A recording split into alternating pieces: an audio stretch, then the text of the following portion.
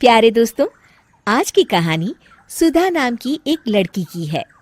सुधा एक बहुत ही आलसी लड़की थी। घर के काम करना तो दूर, वो एक गिलास पानी के लिए भी अपनी माँ पर निर्भर थी। अरे अब उठ भी जा नालायक, 10 बजे तक सोती रहती है। अरे कुछ तो घरेलू लड़कियों वाले लक्षण दिखा। सोने दो ना माँ, क्यों परेशान कर रही हो? अरे भाग्यवान, क्यों मेरी बिटिया को तंग कर रही हो? सोने भी दो इसे। लो, बाप बेटी दोनों एक जैसे हैं। देख लेना, आपकी ये लाडली ससुराल जाके हमारी नाक कटाएगी। मैं कहती हूँ अब भी वक्त है, अपनी ये आदतें सुधार ले, वरना ससुराल में तेरी सास कान खींच कर तुझे सीधा करेगी। वही तुझे सबक सिखाएगी। दुनिया में आज तक कोई ऐसी सास पैदा नहीं हुई माँ, जो सुधा चोपड़ा को सबक सिखा सके। लेकिन होनी को कुछ और ही मंजूर था। सुधा की शादी एक ऐसे घर में हो जाती है जहां उसकी सास एक रिटायर्ड पुलिस वाली थी। अब कहानी में मजा आएगा। हाँ माँ, यहाँ सब बहुत अच्छा है। मेरे ससुराल के लोग भी ना बहुत मिलनसार हैं। ठीक है माँ, मुझे नींद आ रही है, फोन रखती हूँ माँ। ठीक सुबह 5 बजे। अरे जल्दी उठो भाग्यवान, वरना कयामत आ जाएगी। हैं? अरे क्या हुआ? कौन सी कयामत आ जाएगी? अरे मेरी माँ आ जाएगी। तुम नहीं जानती, इस घर में सिर्फ मेरी माँ का हुक्म चलता है। सबको सुबह 5 बजे बिस्तर छोड़कर हॉल में पहुंचना ही पड़ता है। अरे अब इंसान क्या अपनी नींद भी पूरी नहीं करेगा? यहाँ मजाक चल रहा है क्या? तभी वहां सुधा की सास आ जाती है। अटेंशन! मजाक तो तू समझ रही है बाबू, ये मेरा घर है और यहाँ हर किसी को डिसिप्लिन में रहना होगा। अटेंशन! अरे माँ जी, लेकिन इतनी सुबह कौन उठता है? कौन होता है मतलब? हम सभी उठते हैं, रोज उठते हैं, और अब से तुझे भी उठना पड़ेगा।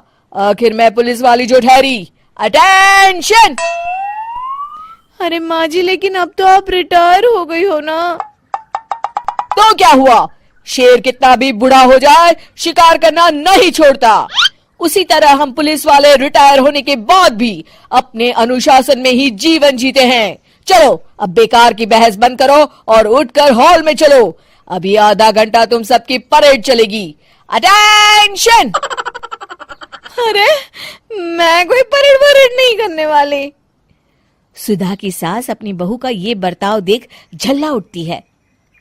गौर से देख, तू कहां और किसके सामने खड़ी है?